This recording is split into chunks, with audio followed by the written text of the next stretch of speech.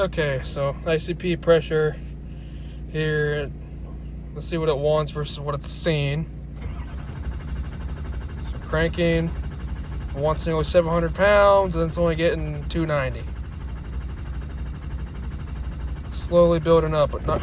Oh, okay, that was a very long start, but that's the problem I got here. It's just ICP is just taking way too long to creep up. So I don't know if it's just dummy plugs or what the hell's going on, but all right.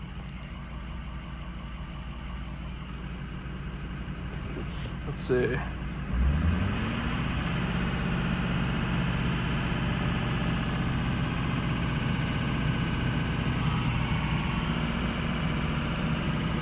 I don't have the duty cycle, the IPR on here, but